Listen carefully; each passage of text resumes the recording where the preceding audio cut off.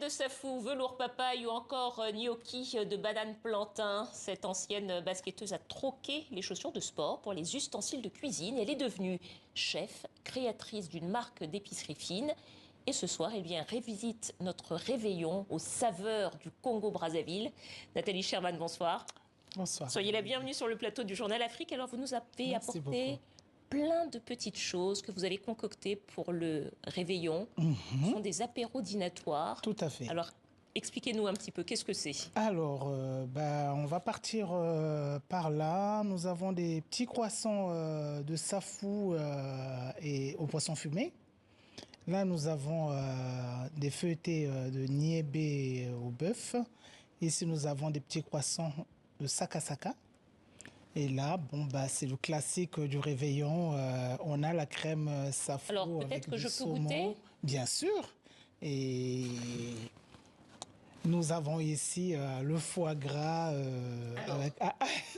Oui, parce que j'aime beaucoup manger et je profite toujours de ce 31 décembre avec les téléspectateurs pour leur faire découvrir la cuisine du continent africain. Donc ici, c'est du saumon. Avec une petite crème de safou. Oui. Et le safou, on appelle ça prune au Cameroun. Prune au Cameroun. Nous, au Congo, on appelle ça safou. À Tanga, au Gabon. Et c'est une petite... en fait, c'est un fruit. En général, on mange bouilli au Congo, dans l'eau. Et vous en faites une crème. J'ai voulu en faire une tapenade pour... que vous mariez avec le saumon. Voilà. Donc, c'est le mariage des poissons nordiques voilà. avec un produit du Congo, tout à fait. d'Afrique centrale. Voilà, c'est la fusion. Et ici, c'est un croissant. Un croissant fourré au sakasaka, oui. Qui est un plat qu'on mange. On ne peut pas aller au Congo sortir de là sans manger du sakasaka. Alors, vous travaillez exclusivement avec des produits locaux, Nathalie. Comment est-ce que vous faites pour les revisiter, en fait? Comment est-ce que vous les transformez? Alors, j'ai voulu en fait travailler les produits, parce que quand on mange en fait, quand on est ici en Europe, nos produits en fait, on les travaillait pas suffisamment pour pouvoir, par exemple, Joe Avrels, il travaille des produits pour des moments conviviaux. Alors, peut-être justement, je peux prendre un de ces petits bocaux, puisque je le disais en vous présentant, vous avez créé votre marque d'épicerie fine. Tout à fait, oui. Et donc, dans ces petits bocaux, vous travaillez les produits, par exemple le safou. La noix de cola, par exemple.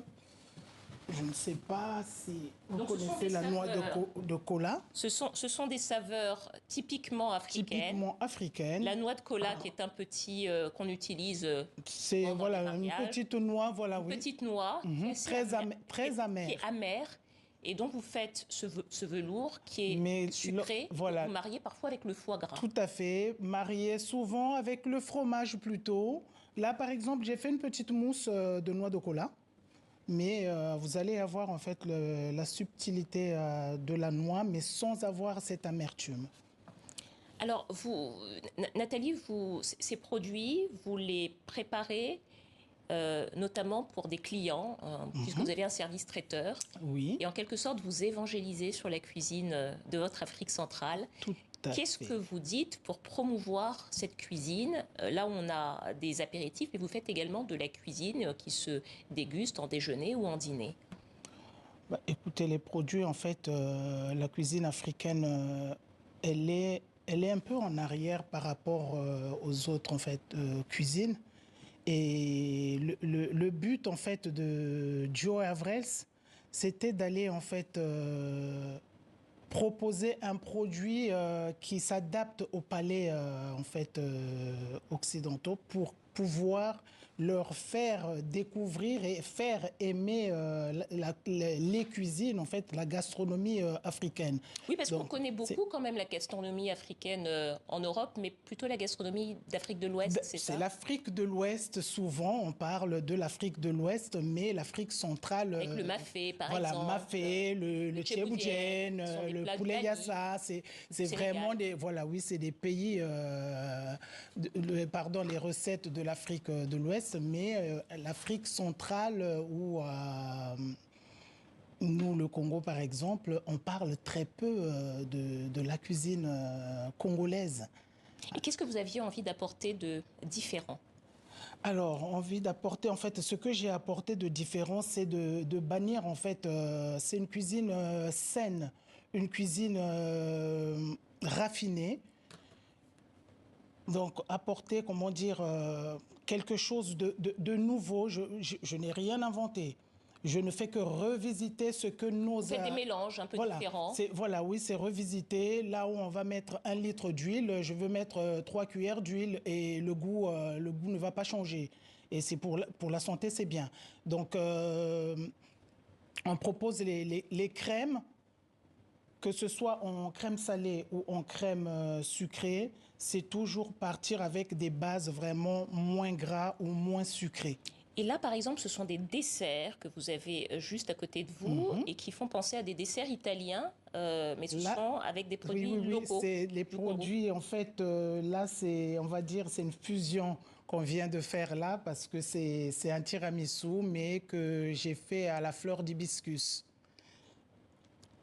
Et pareil, là, c'est une mousse de noix de cola, mais que j'ai fait avec de la crêpe dentelle. Avec de la crêpe dentelle, donc uniquement des produits locaux, ça c'est la source, c'est le secret de votre cuisine. Nathalie, vous êtes née, vous avez grandi au Congo-Brazzaville, Oui.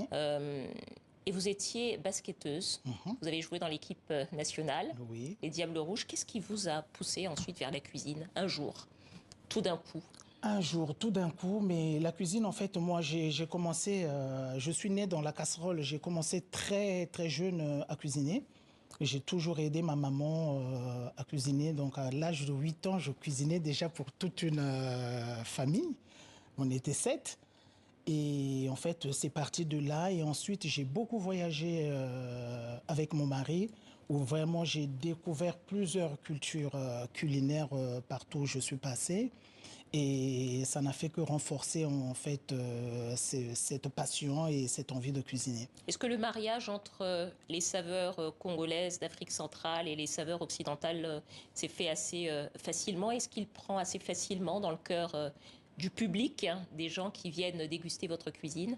Peut-être qu'on va vous voir d'ailleurs dans les ateliers cuisine que vous faites. En fait, les cuisines africaines, on a les mêmes ingrédients, c'est juste la façon de préparer qui va changer. Même dans le pays d'où je viens, le Congo, qui est un petit pays, dans le même pays, on n'a pas la même façon de manger les aliments.